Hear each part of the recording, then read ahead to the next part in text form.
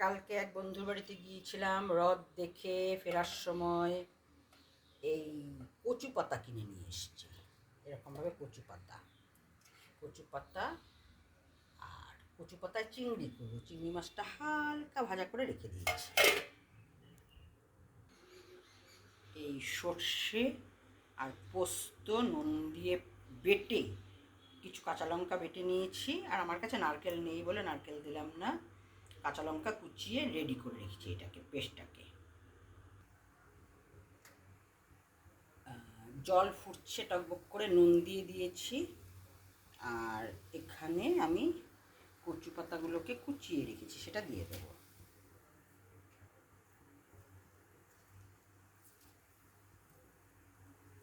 এটাকে একটু সেদ্ধ করে নেব।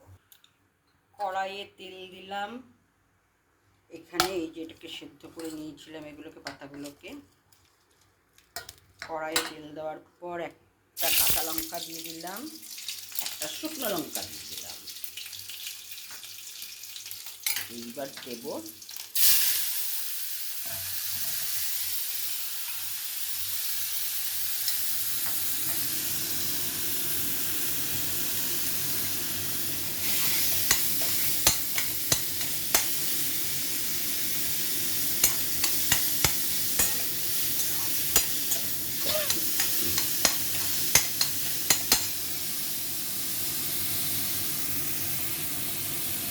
শাক, দিলাম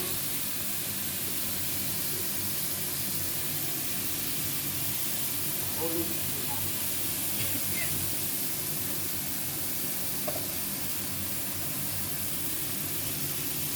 নুন, দিলাম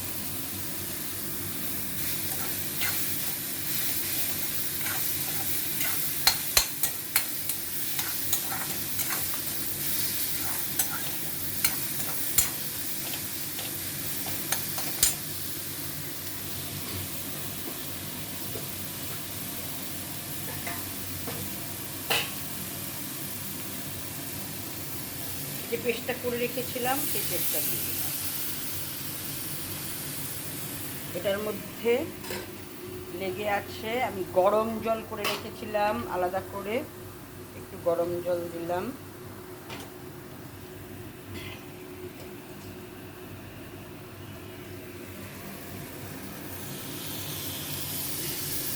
একটু চিনি দিলে ভালো হয়, কিন্তু আমি কোনো রান্নাতেই চিনি দিই না।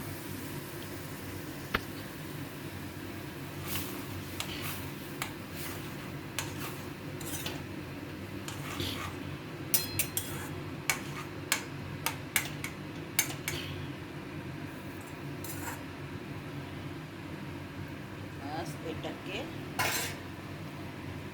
ঢাকা দিয়ে দিচ্ছি। এই যে এইটা হয়ে গেছে। এবার এটাতে আমি দেব আদা বাটা, রেখেছিলাম আদা বাটা দিয়ে দিলাম।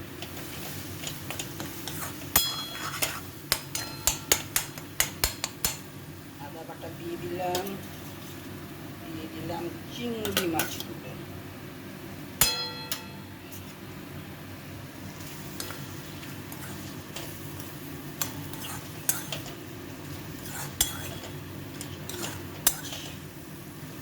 দিয়ে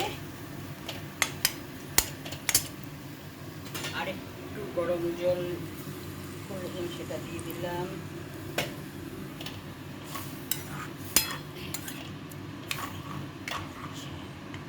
এইবার আমি যেটা দেব সেটা হচ্ছে একটু কাঁচা তেল, কাঁচা সর্ষের তেল দেব, দিয়ে আবার ঢাকা দিয়ে দেব। বাস, আমার রান্না শেষ। এটা হচ্ছে কচু পাতায় চিংড়ি। টেস্টি টেস্টি গরম ভাত দিয়ে খেতে দারুণ লাগে।